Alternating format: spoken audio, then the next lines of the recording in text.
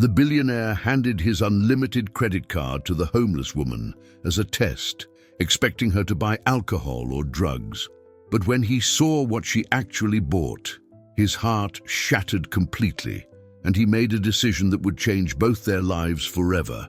Before we dive into the story, leave a comment below and tell us where you're watching from. Enjoy the story, and don't forget to like this video if it touches your heart. James Mitchell adjusted his Italian silk tie as he stepped out of his black Porsche Cayenne onto the bustling streets of downtown Chicago. At 30 years old, he commanded a technology and investment conglomerate valued at $15 billion. But today, like every other day for the past 5 years, he felt a deep emptiness that no financial success could fill. The cold November wind cut through his Italian coat as he walked toward his favorite coffee shop, the same route he had religiously taken every morning for the past 2 years. People passed by him, vaguely recognizing his face from Forbes and Wall Street Journal magazines, but maintaining the respectful distance that extreme wealth naturally creates. James had built his empire from scratch, starting at 18 with a small software development business in a rented garage in Brooklyn. He worked 18 hours a day, sleeping in the office, eating cold pizza, and dreaming of the day he could offer a better life for his mother, who had raised him alone after his father abandoned them when he was only 12 years old. 15 years later, Mitchell Holdings was one of America's largest technology companies, but James had paid a high emotional price for success. He had never married. His relationships were superficial, based on mutual interest or professional benefits. He had few true friends and felt a growing emptiness that no business acquisition or lucrative investment could fill. That's when he saw her. A figure huddled against the concrete wall of an old commercial building, wrapped in a torn blue blanket that had seen much better days. Her brown hair was tangled by weather and lack of proper care, but there was something about her posture that immediately caught his attention. She couldn't be more than 25 years old, with green eyes that held a deep sadness, but also an impressive dignity that adversity had not been able to destroy completely.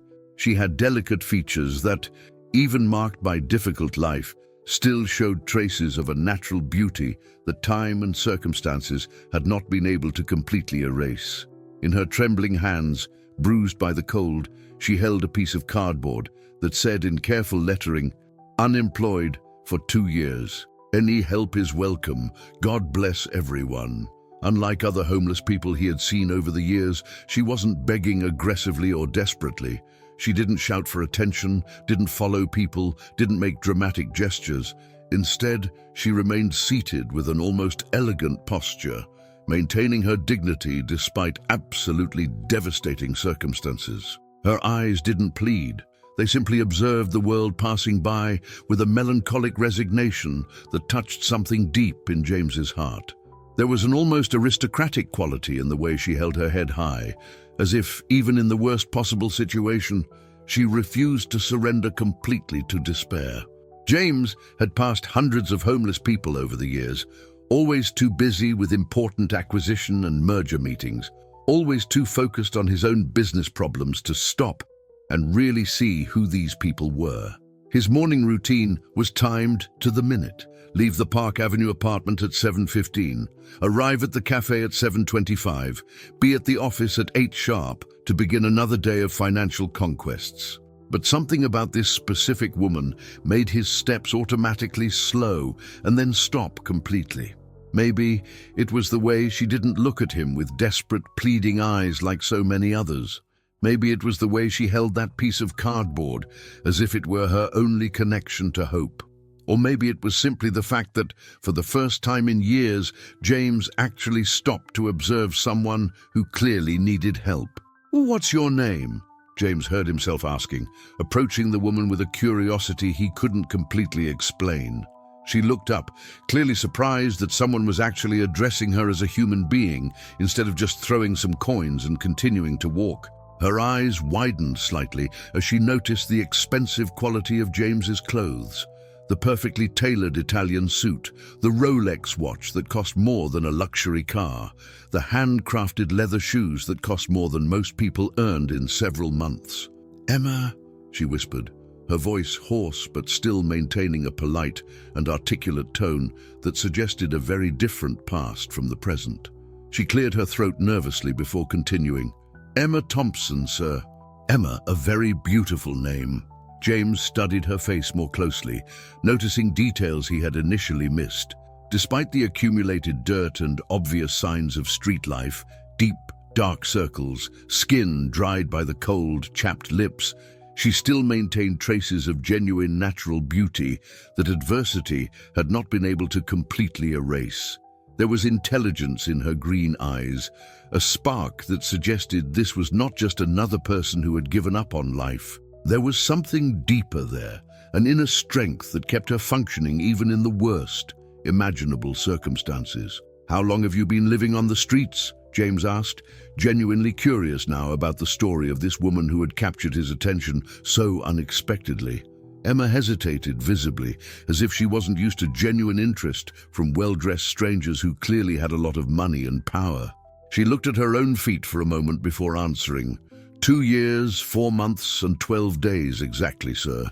Since December 21st, 2021, when the company where I worked went bankrupt overnight and I lost my apartment 3 months later because I couldn't pay the rent." The mathematical precision of the answer deeply impressed James. This was not a person who had lost track of time, her own identity, or the reality around her. She maintained rigorous mental control of her situation, counting each day as if it were a mark on a prison wall, which suggested remarkable inner strength and mental discipline for someone in her desperate situation. "What did you work in?" James asked, increasingly intrigued by this woman who clearly didn't fit the typical profile of homeless people he knew superficially through statistics and economic reports. "I was a senior administrative assistant at Thompson & Associates Consulting. I graduated in business administration from Chicago State University with certifications in business management software." Emma's voice carried a clear mixture of pride in what she had accomplished professionally and deep sadness for what she had lost. She continued, her eyes becoming distant with memories. "I took care of all the company's financial management, accounts payable and receivable control, project coordination with corporate clients, supervision of 3 junior assistants. I had a rented 2-bedroom apartment in Evanston, small, but it was my refuge. I had been saving money for 6 years to be able to make a down payment on a financed apartment." James listened to every detail, mentally painting the picture of the life Emma had lost. "And your plans for the future?" "I dreamed of getting an MBA in business management at Northwestern. I wanted to open my own consulting firm in organizational development for small businesses. I had even started writing a detailed business plan." Her voice trembled slightly. "I was also planning to marry my boyfriend at the time, David. We had been together for 3 years. We talked about buying a house in the suburbs, having children." The words hit James like a direct punch to the stomach. Here was a young woman, educated, ambitious, who had had a respectable career and concrete plans to build a prosperous life. She wasn't much different from himself when he was young and struggling to build his future. The difference was that she had been brought down by circumstances completely beyond her control. "What exactly happened after the company went bankrupt?" James asked, feeling a growing compassion that completely surprised him. He hadn't felt a genuine emotional connection with another person in years, and certainly had never felt real empathy for someone homeless. Emma sighed deeply, her eyes becoming distant with clearly painful memories she would prefer to forget. The company owners were 2 partners who had been embezzling money from clients for at least 3 years. We found out everything when the FBI and IRS conducted a simultaneous operation at the company on a Monday morning in December.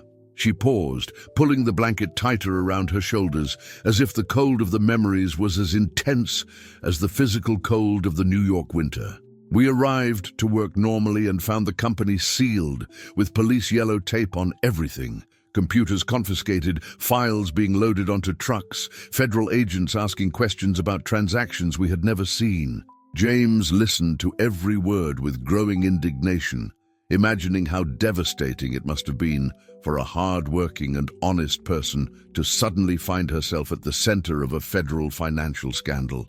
All 17 employees were dismissed on the spot, without prior notice, without receiving the back salaries of 2 months, without the right to unemployment insurance, because the company hadn't made the correct withholdings for months. Some of us were even summoned as witnesses in the federal case, which further tarnished our names in the market. Emma shook her head with a bitterness that had accumulated over more than 2 years of rejections and closed doors. My name became associated with the scandal in all human resources databases in the city. I was just an employee who did her job honestly, but in Chicago's highly competitive job market, any connection to financial fraud becomes an automatic reason not to hire. Emma's voice trembled slightly as she remembered the personal betrayals that followed the professional collapse. David broke up with me 6 weeks later when he saw that I couldn't get another job and was running out of money for basic expenses. He said he couldn't romantically associate with someone unemployed who could hurt his rising career at Goldman Sachs. James felt a wave of anger toward the cowardly ex-boyfriend who had abandoned Emma at the moment she most needed emotional support. "And your family?" "My mother blamed me directly for what happened. She said I was too naive for the business world and that I should have noticed the signs of irregularity in the company. My older brother, who works as an accountant, said he couldn't help me financially because he didn't want to be associated with someone involved in fraud." "And friends?" James asked, though he was already beginning to suspect the answer based on the devastating pattern that was emerging. "The few I had disappeared like smoke the moment my circumstances changed. I discovered in the worst possible way that true friendship is very rare when you really need emotional support and practical help." Emma's voice carried years of accumulated disillusionment about human nature. "People I considered close friends stopped returning my calls, canceled dinners, avoided meeting me on the street." James listened to every word with growing indignation and sadness for what Emma had gone through. He began to understand how a hard-working, educated and ambitious person could end up on the streets, not because of bad choices or addictions, but because of a cruel combination of economic bad luck, family abandonment, and systematic social prejudice. Without fixed income, and with my name tarnished by association with the scandal, I couldn't get a job anywhere. I sent more than 300 resumes in 8 months, did at least 70 in-person interviews, but whenever employers did professional background checks, my candidacy was automatically discarded. Emma looked directly into James's eyes, as if she wanted to make sure he was really listening and understanding the gravity of her situation. "I used all my savings from 7 years, $16,200 that I had saved with great sacrifice, to pay rent and basic expenses for 10 months, selling everything I had of material or sentimental value." James could perfectly visualize the growing desperation of a person watching their savings and belongings systematically disappear while job opportunities remained non-existent. It was the kind of downward spiral that could happen to anyone in times of economic crisis. First, it was the electronics. Flat-screen TV, laptop, iPhone, tablet, sound system. Then the furniture I had bought little by little with such pride: leather sofa, dining table, queen-size bed. Finally, I sold even jewelry with sentimental value. A pearl necklace that was an inheritance from my grandmother, rings I had received for birthdays, even my graduation ring. Emma sighed deeply, clearly reliving some of the most devastating moments of her life. When the money ran out completely after 10 months of unemployment, I was evicted from the apartment in Evanston. The landlord had no pity. He said, "Business is business," and that I had 15 days to get out. And after the eviction, I spent the first 5 months sleeping on the sofa bed at a cousin's house on the south side, but she eventually asked me to leave because her husband became uncomfortable with my permanent presence. He said I was being a dead weight on the family and that they had their own financial problems. Emma paused, mentally organizing the sequence of events that had led to her current situation. After that, I managed to stay 3 months in public shelters run by the city, but they are very dangerous places for a young woman alone. You have to leave at 5:30 in the morning, regardless of the weather, and can only return at 7 in the evening. You spend the whole day on the street, looking for a job that never appears, hungry, with no place to shower properly or keep your belongings safe. James began to understand the cruel logic that pushed people onto the streets permanently. It wasn't simply a matter of giving money or finding a job. It was a complex system of social, economic, and bureaucratic barriers that made it almost impossible for someone to recover once they fell below a certain socio-economic level. The shelters also have very strict rules. No alcohol, drugs, relationships, fights, any minor infraction, and you're banned for weeks. I saw women be expelled for crying too loudly at night, for questioning the quality of food, for defending other women from harassment. Emma gestured vaguely in the direction of where James assumed the improvised camp where she currently lived was located. Eventually, I ended up discovering that it was safer and more dignified to sleep on the streets with groups that protect each other than to be vulnerable in overcrowded shelters. At least here, I have people who really care about me as a human being, not as a number on a social assistance spreadsheet. James felt a complex mixture of anger at the system that had failed Emma, deep sadness at the injustice of her situation, and growing admiration for the way she had maintained her dignity and humanity despite years of suffering. He also felt a pang of guilt for his own privileged life and for never having really thought about the people he saw on the streets as individuals with complex stories and specific circumstances. Emma, you still possess all those professional skills, all that administrative knowledge and corporate experience, James said, thinking out loud about the possibilities that a person with her background could have. Emma laughed with a bitterness that cut James's heart like a sharp blade. Sir, who's going to hire someone who lived on the street for more than 2 years? Besides not having a fixed address to put on the resume, adequate professional clothes for interviews, or references that aren't permanently compromised by the previous company scandal, you also completely lose confidence in yourself. She looked at her own hands, calloused and dirty from years of difficult life on the streets of one of the world's most expensive cities. After so long being treated like human garbage, being ignored, humiliated, and constantly rejected by all of society, you start to believe internally that maybe you really are worth nothing, that maybe you deserved everything that happened, that maybe you're no longer capable of going back to being a normal and productive person. Dodi, at that exact moment, observing this extraordinarily intelligent and resilient young woman who had been brought down by circumstances completely beyond her control, but who still maintained her humanity and dignity despite years of extreme suffering, a complex idea began to form in James's mind. It wasn't traditional charity or simple compassion that motivated him. It was something more elaborate and psychologically complex, a test.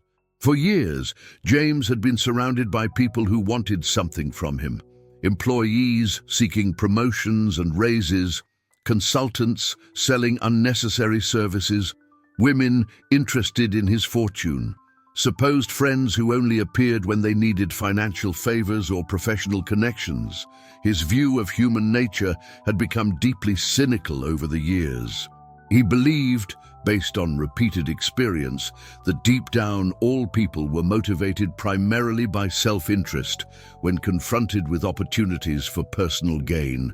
Emma represented a unique opportunity to test this theory definitively.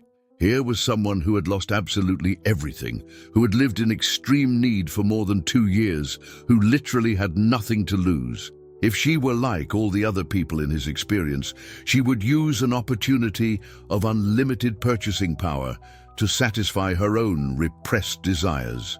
New clothes, expensive food, electronics, maybe even drugs or alcohol to temporarily forget her devastating problems. But if there was something special about her character, something that difficult life had not been able to completely corrupt, maybe she would do something surprising and revealing with this unique opportunity to have unlimited resources. James reached for his handcrafted Italian leather wallet and took out his American Express Centurion card, the famous black card, without spending limit that was a symbol of the most exclusive club of cardholders in the entire world. It was a card that could buy literally anything money could buy. Luxury cars, rare jewelry, international first-class travel, any imaginable material whim. Emma's eyes widened dramatically when she saw the elegant matte black metal card, instinctively recognizing that it was something very special and powerful, even without knowing exactly what it was. "Emma, I want you to keep this," James said slowly, placing the card directly in Emma's trembling hands with all the solemnity of someone passing a sacred relic. "You can buy absolutely anything you want with it, anything at all, without any exception." Emma's fingers trembled even more intensely as she held the card, as if she were holding a magical object that could disintegrate at the slightest careless touch. She looked at the card, then at James, then back at the card, clearly unable to completely process what was happening. "But sir, I can't understand what's happening. This can't be real. Why would a complete stranger do something like this for someone like me? There must be some mistake." "It's completely real, and there's no mistake at all. Use it exactly as your heart tells you," James replied, straightening up and adjusting his coat, his heart beating hard with a mixture of scientific curiosity, anxiety about what he would discover, and an emotion he couldn't name or completely understand. "There's a shopping center 3 blocks in that direction," he continued, pointing east. "The card works anywhere in the world, without any kind of exception or restriction. There's no spending limit. But sir, I don't even know your name. I don't know why you're doing this. I don't know how I could ever repay such extraordinary and inexplicable generosity." "You don't need to repay anything at all. Just use the card as your conscience tells you should," James said, beginning to walk away, but then turned back with an enigmatic smile that didn't reveal his true motivations. "Oh, and Emma, there's no limit at all. Buy literally anything your heart desires without worrying about the cost." Before Emma could ask more questions or protest further, James walked away quickly, but in a controlled manner, not wanting to seem like he was running away, but also not wanting to give Emma the opportunity to return the card or question his motivations more deeply. He positioned himself strategically in the Starbucks across the street, carefully choosing a table near the large glass windows from where he could discreetly observe the unfolding of the events he was about to unleash. The cafe environment was a stark contrast to Emma's reality. Polished wood floors, gleaming Italian coffee machines, well-dressed executives typing on MacBooks while drinking $6 lattes. Using his iPhone 15 Pro Max, James quickly accessed the security cameras of Northbrook Mall through a corporate app he had special access to, due to his significant investments in the technology company that managed the security system of several important commercial establishments in the region. As a majority shareholder, he had privileges that included remote access to the monitoring system for corporate security matters. "What can I bring you today?" asked the barista, a young college student with colored hair and multiple piercings. "A double Americano, no sugar," James replied automatically, his eyes already fixed on the phone screen as he configured access to the mall's multiple cameras. While waiting for his coffee to be prepared, James seriously wondered what exactly he expected to happen with his improvised social experiment. The cynical part of him, developed by years of disillusionment with human nature, expected Emma to run straight to the most expensive stores in the mall, fill shopping carts with the latest electronics, designer clothes, imported perfumes, maybe even try to find a way to withdraw cash to buy drugs or alcohol as escapism. But there was a small part of him, almost completely silenced by the years, that secretly hoped to be surprised. Emma remained seated in exactly the same place for a long 32 minutes, staring fixedly at the black card in her hands as if it were an elaborate optical illusion that could disappear if she blinked too fast. Silent tears began to stream down her dirty face, leaving clean tracks on her cheeks as she processed the magnitude of what she had just received. James observed every movement through the Starbucks window, fascinated by the details of Emma's body language. There was no greedy rush, no immediate materialistic excitement. Instead, there was something that seemed like religious reverence, as if she were processing not just the extraordinary opportunity, but also the moral responsibility that came with it. Finally, Emma got up with extremely slow and deliberate movements, as if each gesture were part of a sacred ritual. She carefully stored the torn blanket in a reinforced plastic bag, methodically folded the piece of cardboard that served as her sign, and meticulously organized all her few personal belongings. Even after 2 years on the streets facing rain, snow, extreme heat, and constant humiliation, Emma kept her objects organized with military precision. Each item had its specific place: worn but clean toothbrush, small bar of soap almost finished, some important documents protected by plastic, a faded photo that James assumed was of family. The automatic doors of Northbrook Mall opened with a soft sound, and Emma hesitantly entered that temple of American consumerism. The contrast was not just visual, but psychologically brutal. Her shabby appearance against the gleaming luxury of the stores, the polished marble floors reflecting sophisticated LED lights. Northbrook Mall wasn't just any shopping center, it was one of Chicago's most exclusive shopping centers, frequented by the city's economic elite. Stores like Tiffany & Co's, Gucci, Louis Vuitton, and Apple Store Premium lined the corridors like precious jewels in a museum showcase. Several security guards noticed her immediately. It was impossible not to notice someone in her condition in such a refined environment. The first to approach was a middle-aged man wearing a discreet but well-cut suit. "Excuse me, ma'am. Can I help you? Are you looking for someone specific?" His approach was professional but cautious. Emma turned to him with a politeness that surprised the guard. "I'm just trying to understand this place, sir. I won't bother anyone or touch anything without permission." Something about Emma's dignity must have impressed the security guard because he nodded. "All right, ma'am. If you need help, we'll be around."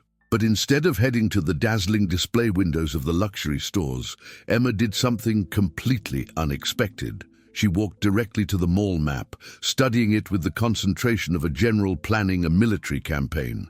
James followed through the cameras, his heart beating faster with anticipation. After studying all available options, Emma headed to the elevators. Not to the upper floors with luxury stores, but to the basement where the Whole Foods market was located. "Interesting choice," James murmured to himself. In the supermarket, Emma hesitantly approached the customer service counter, where a young employee looked at her with initial discomfort.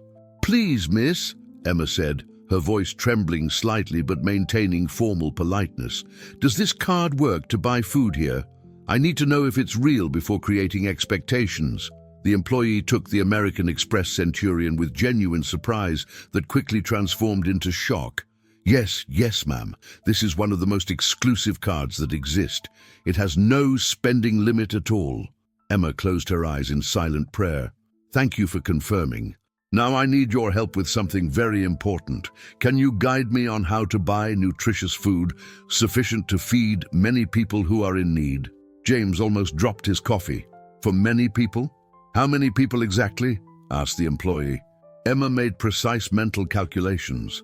"About 28 people who live on the streets near Union Station and under the Michigan Avenue Bridge.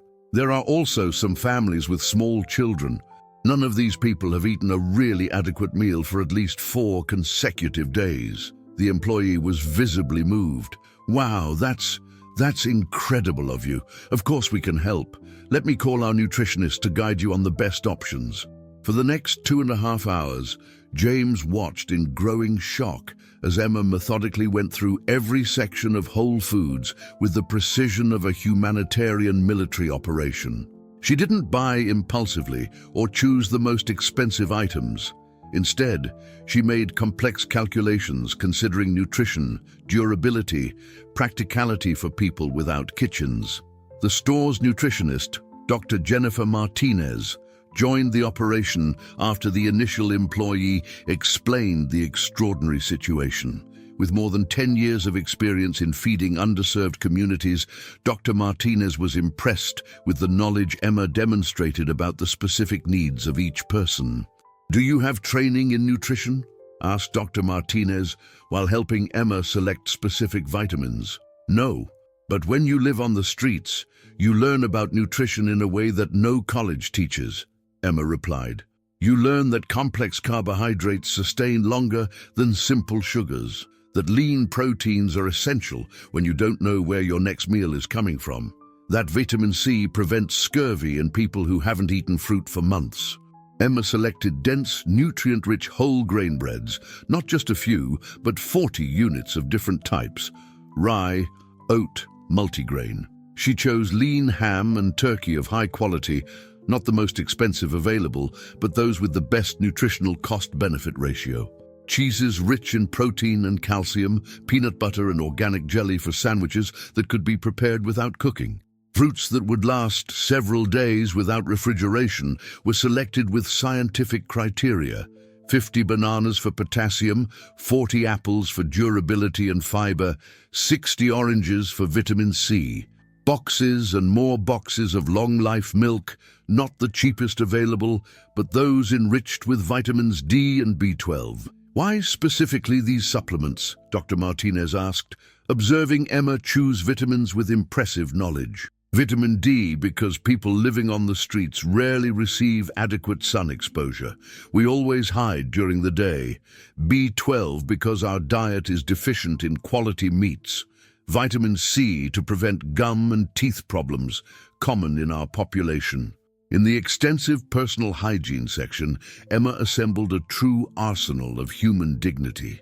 Antibacterial bar soaps that would last longer than liquids, medicated shampoos for scalp problems caused by lack of regular baths, conditioners for hair damaged by constant exposure to the elements, long-lasting deodorants, not the expensive perfumed ones, but the clinically effective ones, soft bristled toothbrushes for sensitized gums, fluoride toothpaste to prevent cavities, overnight sanitary pads and panty liners for the 8 women in the group, disposable diapers of various sizes for the 3 babies she knew existed in the camp.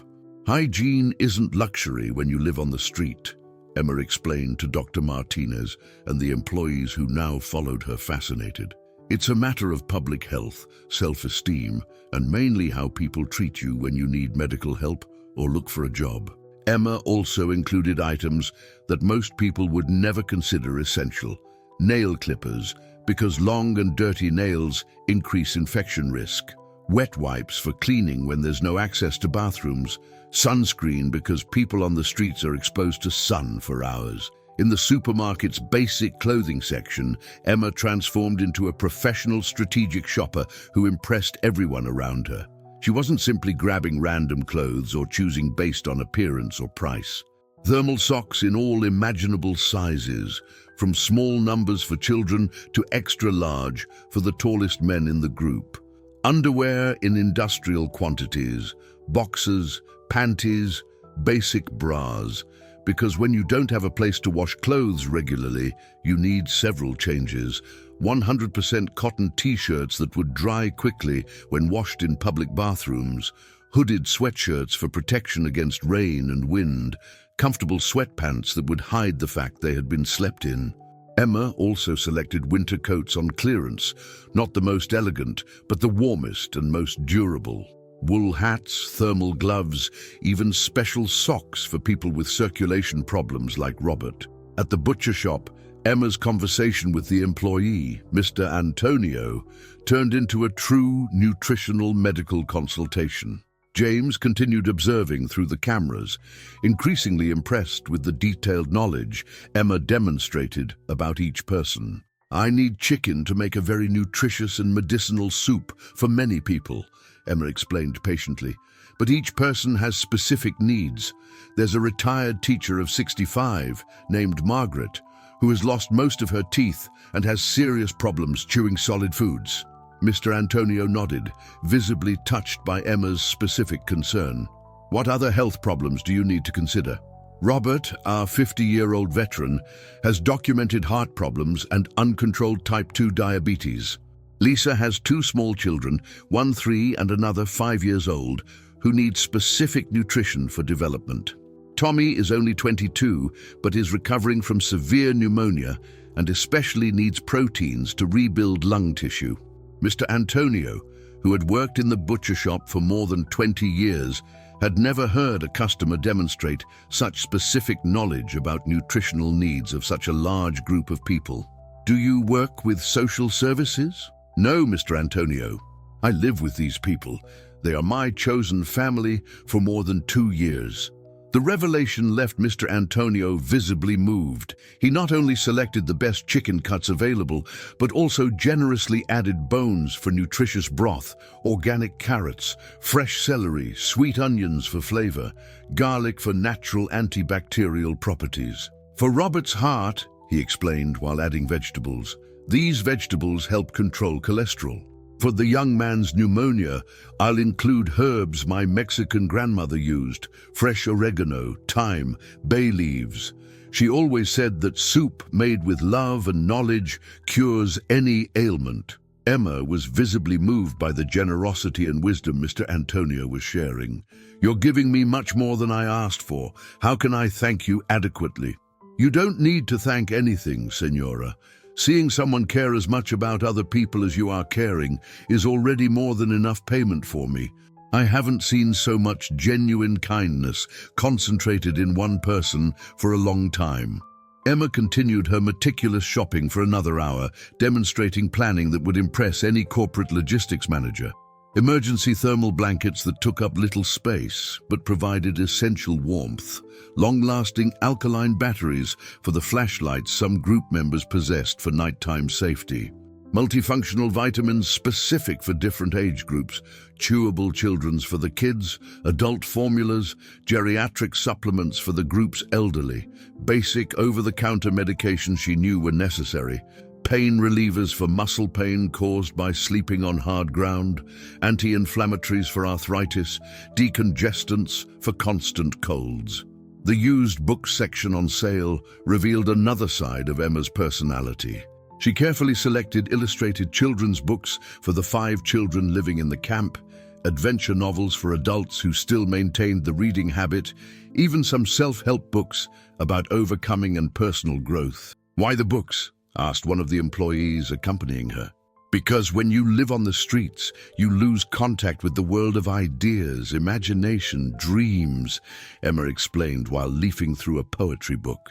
These books will remind people that they are still thinking beings, creative, capable of intellectual and emotional growth. When Emma finally headed to the cashiers, now accompanied by 8 different employees, helping to transport her extensive purchases in multiple shopping carts that looked like a humanitarian caravan, the total purchase value was impressive, $11,427. The cashier responsible for the transaction, an experienced 50-year-old woman named Patricia with more than 15 years working in high-quality retail, looked at the value on the screen with a mixture of professional admiration and genuine maternal concern.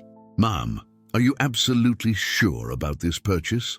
Patricia asked delicately, looking alternately at the extraordinary value on the screen and at Emma's humble but dignified appearance. "It's a very significant amount of money, and if you want to reconsider some things, or maybe select some special items for yourself too," Emma gently interrupted with a smile that illuminated her entire face and transformed her appearance, momentarily revealing the radiant woman she had been before the streets and who still existed beneath the layers of suffering.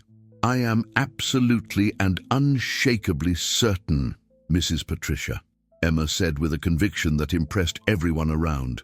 "When you have experienced true hunger for consecutive days, when you have slept in brutal cold with only thin cardboard between you and the frozen concrete, When you have felt in your own skin what it means to be treated like disposable human trash, you understand something fundamental that people with comfortable lives never need to learn. She paused, breathing deeply before continuing with an emotional intensity that completely silenced all the employees around. You understand that food is not luxury or condescending charity. It is basic and fundamental human dignity that everyone deserves by inalienable right, regardless of their current or past circumstances. It is hope materialized in nutrition. It is love translated into proteins, vitamins, and carbohydrates. 6 employees offered to help transport the purchases. The manager even offered the store's delivery truck for free. James paid for his coffee and ran outside, following the procession that looked like a humanitarian mission. They walked to under the Michigan Avenue Bridge, where 23 people lived in an organized camp with reinforced cardboard structures and strategically positioned tarps. "Emma, where did you get all this?" shouted Robert, a respected 50-year-old veteran in the group. "God sent an angel today," Emma replied, immediately beginning to organize the distribution.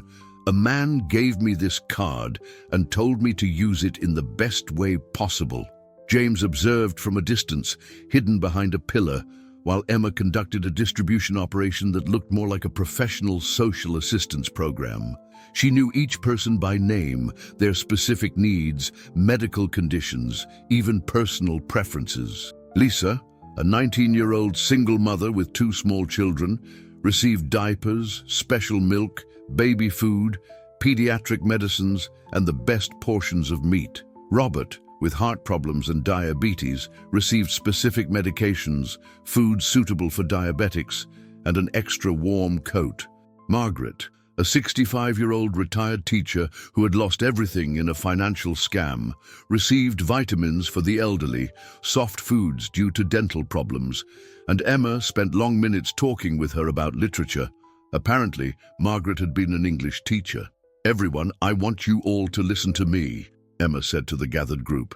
"I don't know why I was chosen to receive this blessing today, but I know it was to share with you. We are family here." Margaret began to cry. "Emma, you always shared everything with us, even when you only had crumbs. That's what we do for each other," Emma replied, hugging the older woman. "It's what keeps us human when the world tries to make us feel like we're worth nothing." James felt something breaking in his chest. In 30 years of life, surrounded by people who always wanted something from him, he had never witnessed an act of generosity so pure and selfless. After distributing absolutely everything, reserving nothing for herself, not even a sandwich, Emma walked away and sat alone. She took out the black card and held it like a sacred object. "Thank you, God," she whispered to the cloudy November sky, "for letting me be an instrument of your goodness today, for reminding me that I still have value. I'm still capable of making a difference, even when I feel invisible." James couldn't contain himself any longer.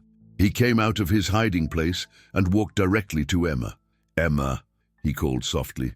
She turned, her eyes lighting up with genuine recognition. "Sir, I was praying to see you again."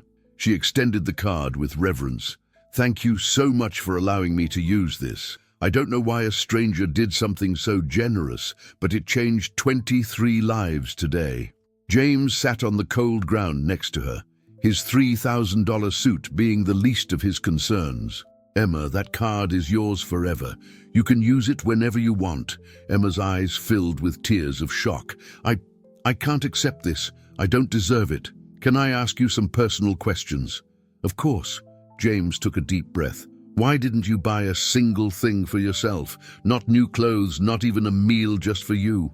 Emma was quiet for a long moment. "Because when you experience real hunger, when you sleep on frozen concrete, when you're treated like human trash, you learn something that comfortable people never need to learn." She gestured to the group sharing food. "The worst part isn't physical hunger. It's the devastating loneliness. It's feeling like you don't matter to anyone, that if you died, no one would notice. These people became my family when everyone abandoned me." James absorbed every word, feeling small before this extraordinary woman's wisdom. Tell me about who you were before, he asked. Emma smiled sadly. I was a senior administrative assistant, had an apartment in Evanston, was engaged to an engineer. We planned to buy a house, have children. Her expression darkened. Then the company where I worked was shut down by the FBI for fraud. I lost everything, job, fiancé, family, friends. No one wanted to help me. James felt growing anger for what Emma had suffered. You still have all those professional skills. Who's going to hire someone who lived on the street for 2 years? Emma laughed bitterly. I don't even have an address, appropriate clothes, uncompromised references. It was at that moment that James made the decision that would change both their lives forever. Emma, I want you to work for me. She looked at him as if he had spoken in an alien language. What? I'm James Mitchell, CEO of Mitchell Holdings. My company is worth $15 billion. I need someone who truly understands what it means to struggle, someone with your integrity, compassion, and intelligence. James leaned forward with growing conviction. I want you to be my director of corporate social responsibility. I saw how you treat people, how you prioritize others above yourself. Those are exactly the values my company needs. Emma began to cry, not tears of sadness, but of hope for the first time in more than 2 years. Why would you do this for a stranger? She asked. James felt genuine emotion for the first time in years. Because you taught me something I had completely forgotten. That true wealth isn't what you accumulate, but what you share. That real success is measured by the lives you touch, not the profits you generate. He took Emma's hands. You reminded me of values I lost in the climb to the top. But James, I'm just a homeless woman. You're the richest person I've ever met, James interrupted. Rich in compassion, integrity, genuine love for others. Those are the riches that really matter. Emma studied his face, seeing absolute sincerity. What if I don't know how to do this job? You just organized the most efficient charity operation I've ever witnessed. You know every person by name, their specific needs. You cared for everyone with love and professional efficiency. James stood up, extending his hand. How about we start with a hot bath, appropriate clothes, a furnished apartment in a safe location, and then you tell me how we can use the company's resources to help people like your friends here. Emma looked at the extended hand, then at the group of people she had fed, then back at James. Are you serious? Completely serious. She took his hand, allowing herself to be helped up. James, can I say something that will sound strange? Anything. It wasn't God who sent you to save me today. It was He who put me in your life to save you. In the following months, the transformation of both was extraordinary. Emma not only adapted to the corporate world, she revolutionized it.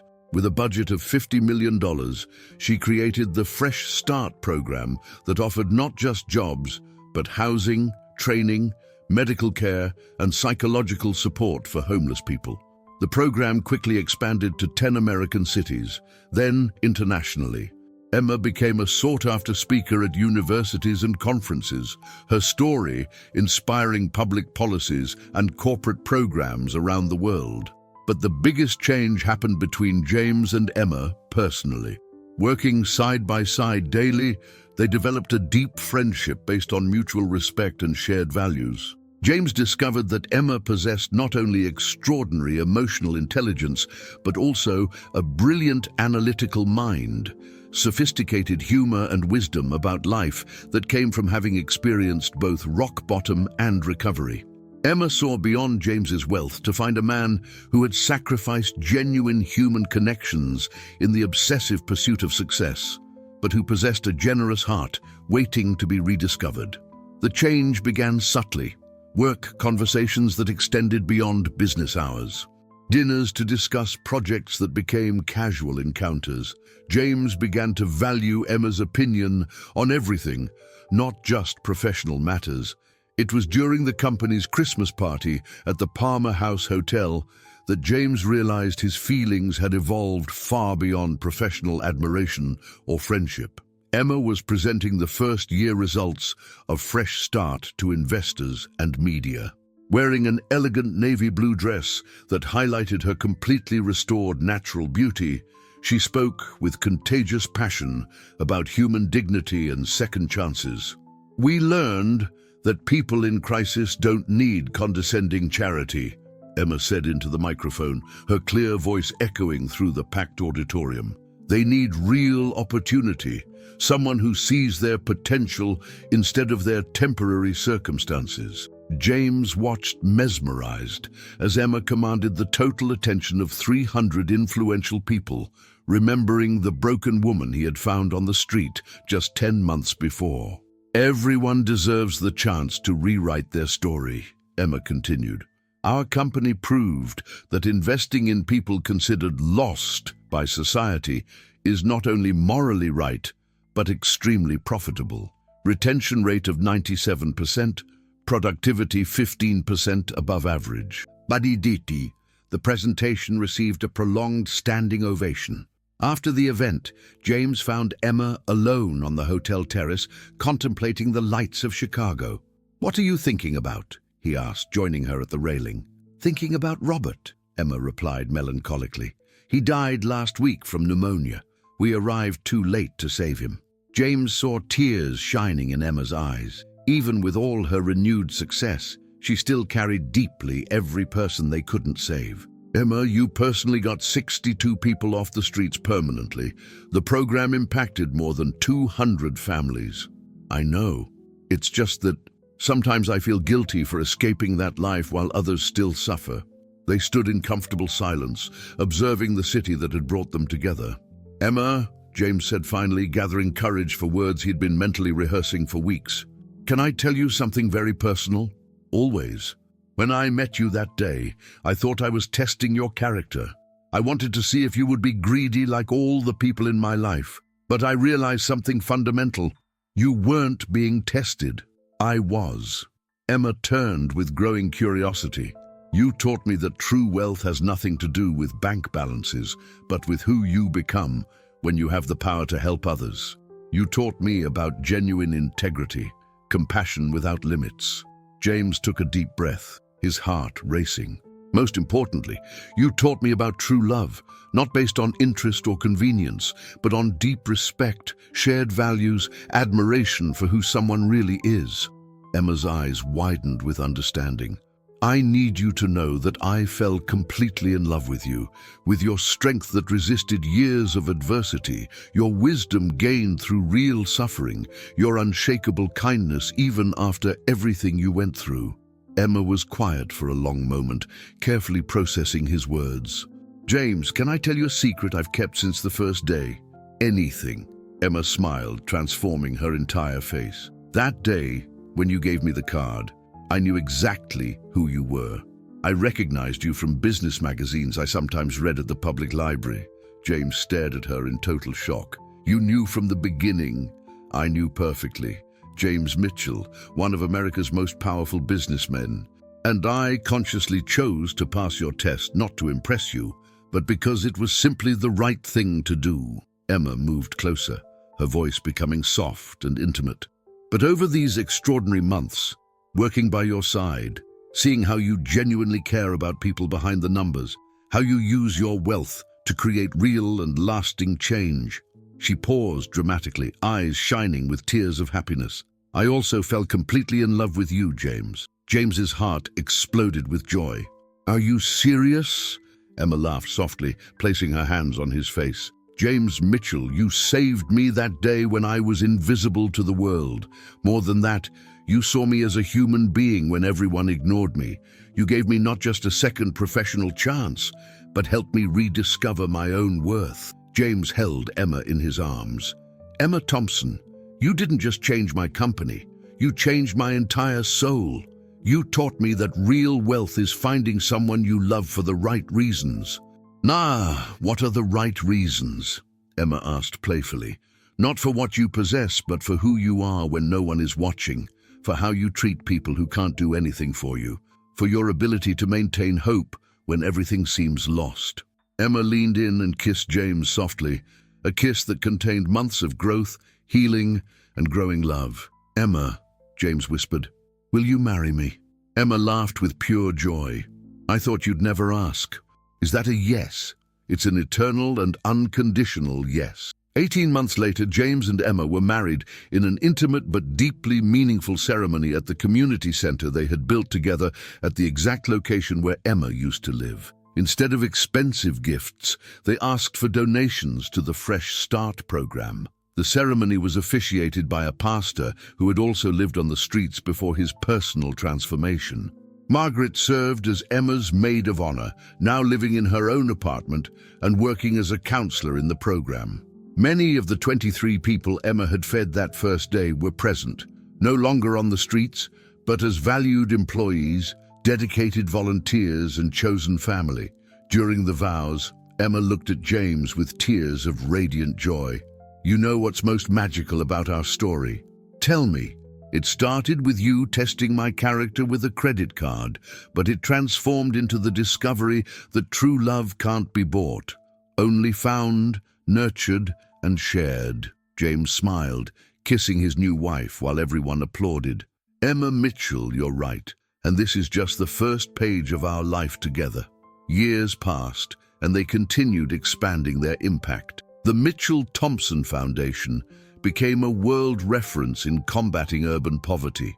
Emma wrote an international bestseller about overcoming, used as educational material in universities. James completely restructured his company as a model of conscious capitalism, proving that profit and social impact could coexist harmoniously. Most importantly, they built a family based on unconditional love. They adopted 3 siblings who had lost their parents, giving them opportunities and love that transformed their lives. 10 years after meeting on that cold Chicago sidewalk, James and Emma were in their garden in Lake Forest, watching the children play in the pool, surrounded by friends who included both Wall Street executives and people who had been saved by their programs. "Did you ever imagine your life would be like this when you were sitting on that corner?" James asked. Emma smiled, that radiant smile that had appeared after years of love, purpose, and fulfillment. "I could never have dreamed of something so perfect, but I always believed that God puts the right people in our lives at exactly the right moment." "And what do you think the divine plan was?" "You needed to learn about true love and real purpose beyond profit. You needed to discover that genuine success is measured by transformed lives, not by zeros in bank accounts." Emma took James's hand.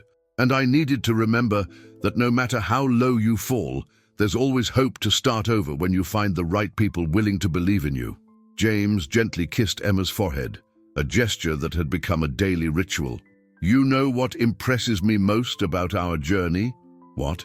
"That it started as a cynical character test, but transformed into the greatest blessing either of us could have imagined. You didn't just pass my test. You taught me I was asking completely the wrong questions from the beginning." As the sun set over Lake Michigan on that perfect Sunday, James reflected on the extraordinary journey that had begun with distrust and a credit card, transforming into the greatest love story and redemption of their lives.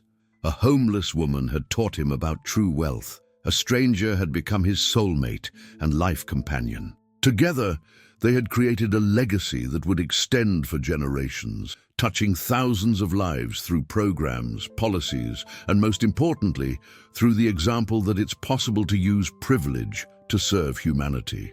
Some stories talk about finding exactly what you're looking for. The best stories talk about finding something infinitely better than you ever knew you needed. This had been the best story of all. A story of a test that became testimony, of distrust that transformed into unconditional love, of 2 separate lives that united to create something greater than the sum of their parts. If this story touched your heart the same way it touched mine, leave a comment about which part inspired you most and what lesson you'll take to your own life. And don't forget to subscribe to the channel and activate notifications for more stories that show the transformative power of kindness, true love, and the human capacity to overcome any adversity when we have the right people by our side.